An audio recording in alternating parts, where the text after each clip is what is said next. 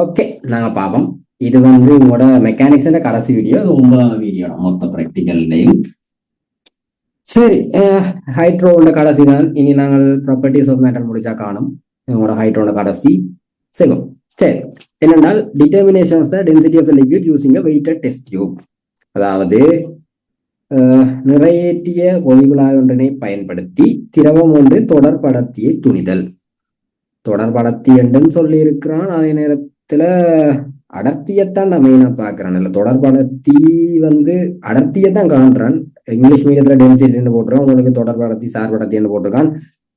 டென்சிட்டியை தான் நாங்கள் இல்லை மெயினாக பார்க்க போகிறோம். ஏன்னா எங்களுக்கு சார்படர்த்தியில் வராதுல, நாங்கள் ஓட்டரை யூஸ் பண்ண போகிறது இல்லை. சப்போஸ் சாரடர்த்தின்னு நீங்கள் யோசிச்சிங்கன்னா என்னது, அடர்த்தி தெரிஞ்சால் அடர்த்தி இந்த அந்த திரவத்தின் அடர்த்தியை நீரின் அடர்த்தியால பிரித்து விட்டீங்கன்னா உங்களுக்கு தொடர்படர்த்தி வரப்போகுது, சார்படர்த்தி வரப்போகுது. ஆனால் அடர்த்தி தான். சரி, ஒன்றும் இல்லை. அதில் வந்து நீங்கள் தெளிவாக பார்க்க வேண்டியது நிறைவேற்றிய வெயிட்டட் டெஸ்ட் டியூப். ஏன்னா டெஸ்ட் டியூப் மட்டும் இல்லை, அதுக்குள்ளேயே வெயிட் இருக்குன்னு அர்த்தம். சரி, பார்ப்போம். தேவையான பொருளை பார்ப்போம். கொதிக்குழாய், பாய்லிங் டியூப், இதுலேயே வரும். ஒரு யோசிங்க, ஏன் பாய்லிங் டியூப் எடுத்திருக்கிறான் டெஸ்ட் டியூப் எடுக்கல? ஒரு வீடியோ பாஸ் பண்ணிட்டு ஒரு யோசிங்கோ, ஏன் பாய்லிங் டியூப் எடுத்திருக்கிறான் டெஸ்ட் டியூப் எடுக்கல?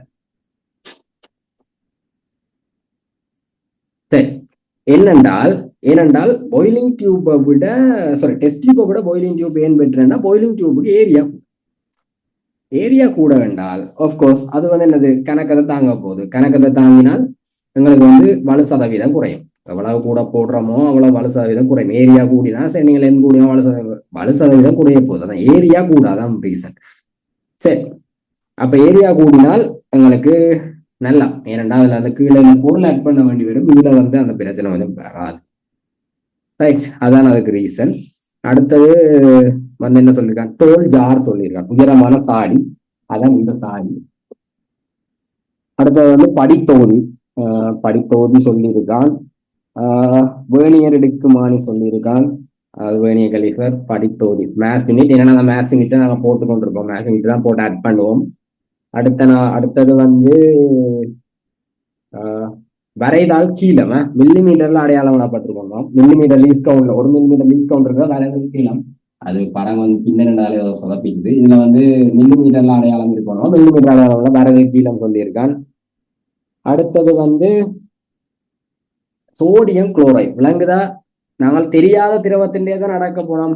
சோடியம் குளோரைடா அவன் எடுத்திருக்கிறான். உப்பு கரைசல், சோடியம் NaCl. அதுல என்னென்றால் உப்பு கரைசல்னா உங்களுக்கு நார்மலாவே தெரியும். உப்பு கூடினா டென்சிட்டி கூடினா நாங்கள் அதுல மேல மிதக்க விடுறதெல்லாம் ஈஸி தான்டா. ஏன் நீங்க வந்து ரெட் சீல வந்து மிதக்கலாம்னு கேள்விப்பட்டிருப்பீங்க. ஏன்னா ரெட் சீக்கு உப்பு இது கூட, உப்புண்ட அதுல அடர்த்தி, உப்பு அதுல இருக்கிற அந்த அளவு கூட, உப்புன்ற அளவு கூடன்றதால அதுல மிதக்கக்கூடிய மாதிரி இருக்கு. அதாலையும் இந்த பிராக்டிகலை எடுத்திருக்கலாம். மற்றபடி தெரியாத ஒரு திரவம்னா NaCl எடுத்திருக்காங்க. அடுத்து லெட் ஷோட்ஸ், அதாவது அல்லது ஸ்மால் அயன் போல்னு சொல்லிருக்காங்க, சைக்கிள் போல்னு சொல்றது அது, அல்லது லெட் ஷோட் சொல்லியிருக்கான். அடுத்த கொஞ்சம் மெழுகு. சரி, அது ஏன் அந்த லெட் ஷோட், ஏன் அந்த மெழுகு பாப்போம். உங்களால ஒரு டெஸ்ட் டியூப சும்மா தண்ணிக்குள்ள விட்ட ஏழுமா? தண்ணிக்கு விட்டா என்ன நடக்கும்? தண்ணிக்கு விட்டா அது வந்து சரியும் இங்கால பக்கம் சரியும் மூங்கத்தான் பார்க்கும். அதற்கு என்ன விளக்கம் என்றால், நீங்க இதுண்ட அப்ரஸ் தாக்குறத இந்த இடத்தை விட எம்ஜி தாக்குற இடம், அதாவது இந்த சென்டர் ஆஃப் கிராவிட்டி எங்க இருக்குன்றதான் முக்கியம். சென்டர் ஆஃப் கிராவிட்டி வந்து எப்பவுமே அடியில இருக்கிறது தான் ஸ்டேபிள், நிலையா இருக்கும்னு நாங்கள் வந்து சமநிலைன்றதுல நீங்க படிச்சிருப்பீங்க.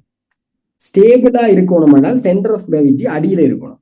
அப்ப மெட்டபோர்ஸ் எல்லாம் மேல தாக்கணும். ஆனா இங்க வந்து அப்ரஸ் தாக்குறத விட, மேலதப்பி தாக்குறத விட, ஏதாவது சென்டர் ஆஃப் கிராவிட்டி அந்த எம்ஜி தாக்குற புள்ளி வந்து மேல இருக்கு, அந்த சும்மா விடைக மேல இருக்குன்றதால அது விழப்பாக்கு.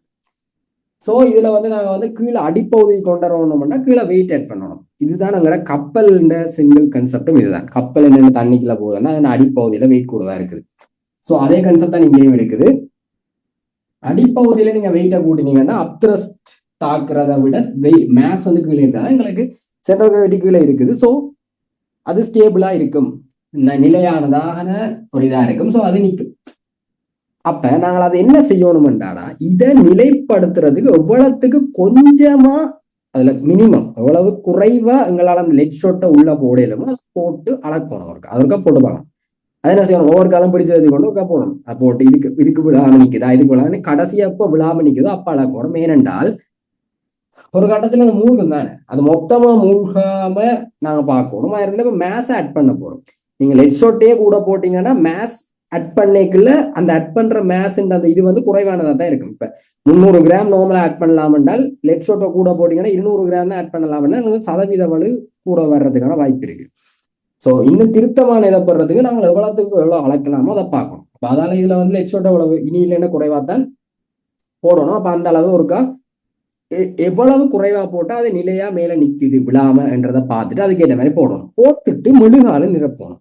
அந்த மெழுகால நிரப்புறது வந்து அந்த வளைந்த ஏரியா இருக்குதானே, அந்த வளைந்த ஏரியா முழுத்துமே மெழுகால போட வேணும். வளைந்த ஏரியா ஃபுல்லா மெழுகால போடணும். ஏனென்றால் நாங்கள் வந்து அதுங்க ஏரியாவை வந்து கால்குலேட் பண்ணுவோம் பேந்து. பட் அதே அந்த வளைந்த ஏரியா இப்ப நீங்க மெழுகு என்ன லெட் ஷோட்டை போட்டு, அதாவது அந்த பைசிக்கிள் போல்ஸோ லெட் ஷோட்டை போட்டு அந்த இது மூழ்காடு அந்த முழுக்க அந்த இந்த வளைந்த ஏரியா ஃபுல்லா அது கவர் ஆகாட்டி நீங்க மெழுக பயன்படுத்தி இந்த வளைந்த ஏரியா ஃபுல்லாவே அது போடத்தான் வேணும். ஏனென்றால் நாங்கள் இந்த மேலாண்ட ஏரியாவை தான் அந்த ஒளியுமுல அளப்போம். அந்த கீழாண்ட இந்த ஒளியுமே பிஎன்டே போட்டுரும், மேலாண்டதை தான் நாங்கள் அளப்போம். ஸோ மேலாண்மைக்கு சம்பந்தம் வரக்கூடாது, அந்த பிரச்சனை வரக்கூடாது. இது ஃபுல்லாவே நாங்கள் அதை கவர் பண்ணுவோம். சரி, ஓகே. நான் இப்போ ஃபுல்லா கவர் பண்ணிட்டோம். அதை கவர் பண்ணி போட்டு ஸ்கேல் அந்த பேப்பர்ல எழுதி சொன்னாங்க, அந்த பேப்பர்ல எழுதினதை நீங்க இதுக்குள்ள போடணும். அதுக்குள்ள போடைக்குள்ள அந்த 0 வந்து அடியில் இருக்குமே, இதுலதான் 0 இருக்கும். அதை நீங்க நோட் பண்ணணும். மேலையா கீழையானா கீழே தான் 0 இருக்கும். ஏனென்றால் இந்த ப்ராக்டிக்கல்ல நீங்க யோசிங்க, முதல் இருந்த அளவை விட நாங்க வெயிட்டை போட போட கீழே போய் கொண்டிருக்கோம். வெயிட்டை போட போட கீழே போய் கொண்டிருக்கோம். நீங்க மேல போட்டீங்கன்னா அந்த அளவு வந்து இவ்வளத்தையும் தான் கலந்து காட்டு கொண்டிருக்கும். சைவர் இங்கே இருந்திருந்தால் இதுல ஒரு 5 சென்டிமீட்டர் இந்த 5 தான் காட்டும். வேணா மிச்சத்தை கழிக்கும். அப்ப 0 கீழே இருந்தா தான் எங்களால ஒழுங்கா இவ்வளவு மூழ்கி இருக்குன்னு பார்க்கல. அப்ப கீழே போய் கொண்டிருக்கிறதால நாங்க 0 அடியில இருக்கும் நோட் பண்ணோம். முக்கியமான போய் நான் திருப்பி கேட்பான் 0 இங்கே இருக்கும். சரி, அடுத்தது என்னன்னு செய்யறது என்றால், நீங்க வந்து இப்ப இவ்வளவு வச்சுட்டீங்க. இனி எங்களுக்கு அது மூணு ஈக்குவேஷன் சொல்லிட்டு வரேன். எங்களுக்கு என்ன சரியில்லை, நாங்கள் அங்க படிச்சுட்டே வரேன். அதுக்கு பிறகு நீங்க என்னன்னா மேச போடுவீங்க. அது இந்த ஈக்குவேஷனை வச்சு நான் இவ்வளவு செஞ்சா சொன்னா பிறகு ஈக்குவேஷனை பார்க்க உங்களுக்கு ஈஸியா விளங்கிடும். அது என்னத்துக்கு அளக்கிறோம்னு நான் பேர் சொல்றேன். மேச போடுவீங்க. மேச போடுறதுக்குள்ள இப்ப மொத்தமா இவ்வளவு மேச போட்டால் அது வந்து மூழ்காம எப்படி போட்டாலும் நீங்க கணக்க போட்டீங்கன்னா மூழ்கிடும். எவ்வளத்த மேக்சிமமா போட்டா அது மூழ்காம இருக்கும்னு நாங்க ஒருக்கா பார்க்கணும். அப்ப கிட்டத்தட்ட ஒரு 300 கிராம் போட்டா மூழ்காம இருக்குன்னு பார்த்துதான் நாங்க ஃபர்ஸ்டா செக் பண்ணுவோம். நீங்க அது எல்லாத்தையும் அளக்கிறதுக்கு முன்னம் எவ்வளவு போட்டா மூழ்காம இருக்கும்ன்றதை பார்த்து, ஏன்னா உங்களுக்கு தெரியும் இது எம்ல நான் போட்டிருக்கேன். அப்ப இந்த இது வந்து என்னது சாராமாரி இல இருக்குது. ஸோ சாராமாரில இருந்தா உங்களுக்கு என்ன சொன்னேன், அந்த ஒவ்வொரு இந்த கேப்ல அளக்கணும்னு சொன்னேன். அதுக்கேற்ற மாதிரி நீங்க பாக்குறது அவருக்கு செய்யணும். இப்ப நீங்க இதுல சப்போஸ் நீங்க 500 கிராம் எம் அந்த படிக்கட்டுன்னு சொல்லுங்க. அப்ப 500 கிராம் அதை எடுத்துட்டீங்க என்றால் 500 போட்டு எவ்வளவு அளக்கலாம்னு நீங்க பார்க்கலாம். அதை விட சம்டைம்ஸ் இதுக்கு பதிலாக நீங்க வந்து லெட் போலை வச்சே நீங்க அளக்கலாம் தானே மேத்ஸ். இப்ப லெட் போலை வச்சே ஒரு லெட் போல் இவ்வளவு வேண்டாம், ஒரு 10 லெட் போல் போட்டா இவ்வளவு வேணும்னு கண்டுபிடிக்கலாம் தானே. அப்படி நீங்க போட்டும் செய்யலாம். அது வந்து எக்ஸ்ட்ராவா அப்படி நீங்க போட்டு செஞ்சீங்கன்னா மேக்சிமம் எவ்வளவு வேண்டு பார்த்துட்டு அதுக்கேற்ற மாதிரி இப்ப 300 கிராம் இருக்குன்றால் என்னது இது 6ஆல பிரிச்சிங்கன்னா ஒருக்கா 50 கிராம். அப்ப 50 கிராம் இதை வந்து 6 கிராம் போட்டா சரி. அப்போ ஒவ்வொரு காலம் 50 கிராம் ஈக்குவலா போடுற மாதிரி நாங்க பார்க்கணும். அது ஒரு கன்செப்ட். சரி, நீங்க இதை ஒருக்கா போடுவீங்க, ஒவ்வொரு காலம் போடுவீங்க, ஒரு காலம் எம்ம போட்டுட்டு இந்த எல்லை அளப்பீங்க. இந்த எல்லைன்றது என்னது, இந்த பகுதிய அதாவது இந்த வளைந்த மேற்பரப்பு முடிகிற பகுதியும் அந்த தண்ணி மட்டம். அப்ப இது போட போய் எல் கூடி கொண்டு போகும். எம் ஆட் பண்ண எல் கூடி கொண்டு போகும். அதை நீங்க ஒருக்கா பார்க்க வேணும். சரியா, எம் ஆட் பண்ண மேம்படி விட்டு தான் அதில் போகணும், வங்காளம் வரும். சரி, எம்ம கூட எல் கூடி கொண்டு போகும். அப்ப நீங்க ஒவ்வொரு எம் அளப்பீங்க, ஒவ்வொரு எல் அளப்பீங்க. இதான் கிடக்கு. எம்ம கூட எல் கூட போதும், ஒரு காலம் எம் அளப்பீங்க, எல் அளப்பீங்க, 6 ரீடிங் எடுப்பீங்க. சரி, ஈக்குவேஷனுக்கு வரும்.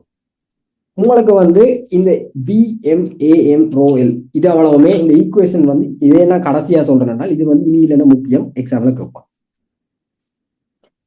இந்த V என்னத்தை குறிக்குது, இந்த வி என்னதை குறிக்குது என்றால் நான் சொன்னேன்ல இந்த பகுதி இதுதான் வி, இது இந்த வால்யூம், அதாவது வேக்ஸ் மெழுகால நிரப்பின அந்த பகுதியின் வால்யூம். எங்களுக்கு அந்த வால்யூம் தேவை. ஏன்னா இந்த இதுல வந்து அப்த்ரஸ்ட் மேலுதைப்பு தான் பயன்படுத்த போகுது, நான் முதலே சொல்லிட்டேன். அப்ப அப்த்ரஸ்ட் யூஸ் பண்ணப்படுதுன்னா என்னது, அப்த்ரஸ்ட் சமன் வி ரோஜி, அந்த வி எங்களுக்கு தேவை. அந்த வி தான் இது. நான் இரண்டு அப்த்ரஸ்ட் காண்டனா நீங்க ஒரு யோசிங்க என்னண்டா இதுண்ட மொத்தத்தின் வியும், அதாவது எவ்வளவு மூழ்கி இருக்கோ அதுண்ட வால்யூம் தர ரோ தர ஜி தானே. நீங்க அப்படி பார்த்துட்டீங்க என்றால் என்னது எவ்வளவு மூழ்கி இருக்குது, வி மூழ்கி இருக்குது. வெளியேற்றப்பட்டதான் வெளியேற்றப்பட்டால் இந்த வி மூழ்கி இருக்குன்றால் இந்த வியோட அங்கால ஏ எல்லாம் கூட்டுவீங்க.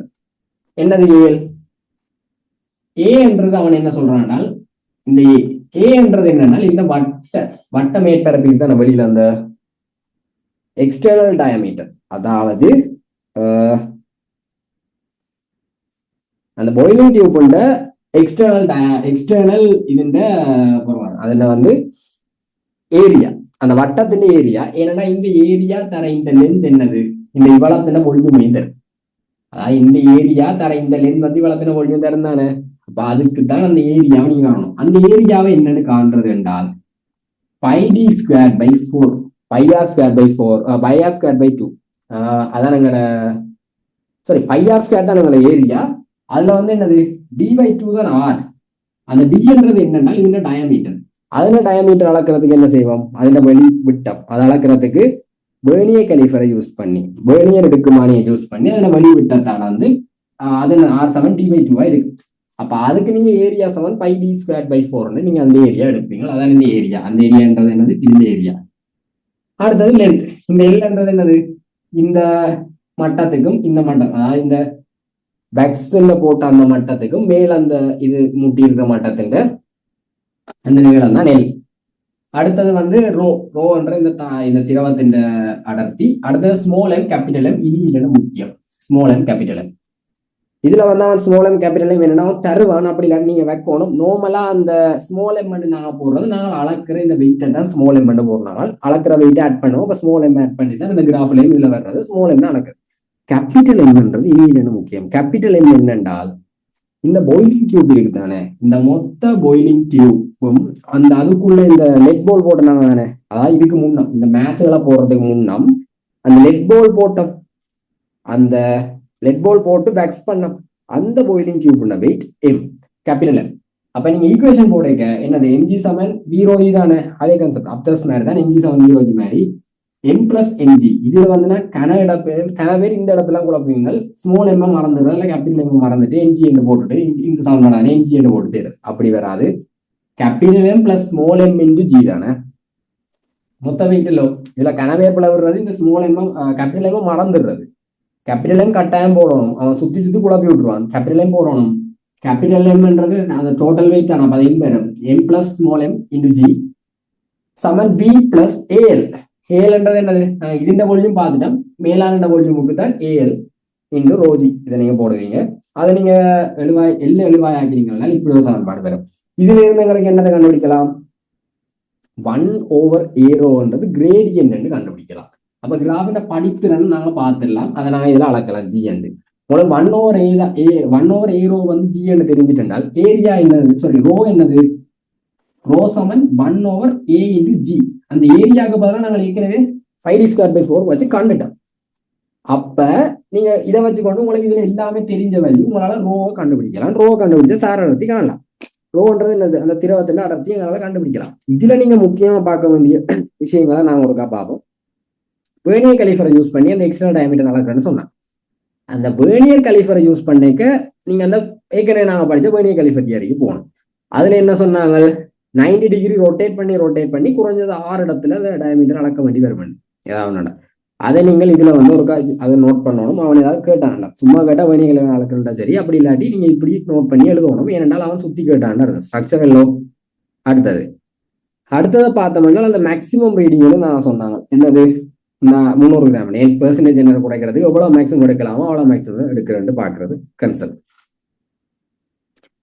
அடுத்தது வந்து இவ்வளவுதான் உங்களோட ப்ராக்டிக்கல். நான் முக்கியமாக எல்லாமே கவர் பண்ணிட்டேன். இதில் அந்த கிராஃபக்கரி செய்கிறதான் கொஞ்சம் முக்கியமான ப்ராக்டிக்கல். நெடுக கேட்குறவன் சுற்றி சுற்றி கேட்குறவன் நீங்கள் தான் இது பார்க்கணும். சரி, நான் இனி பேப்பர் போ. ஓகே, உங்களுக்கு 2013 2025 வந்திருக்கடா பேப்பர். கட்டாயம் ட்ரை பண்ணி பாருங்க. இனி என்ன முக்கியம், நல்ல ப்ராக்டிக்கல், அண்டர்ஸ்டாண்ட் பண்ணி படித்தா ஈஸி. நான் இதில் எல்லாம் போயின்னு சொல்லிட்டு எதுவும் டவுட்ஸ் இருந்தால் எனக்கு கமெண்ட்ஸில் சொல்லுங்கள். சரிடா, எது வேண்டாம் கேளுங்க, பார்ப்போம். பாய்.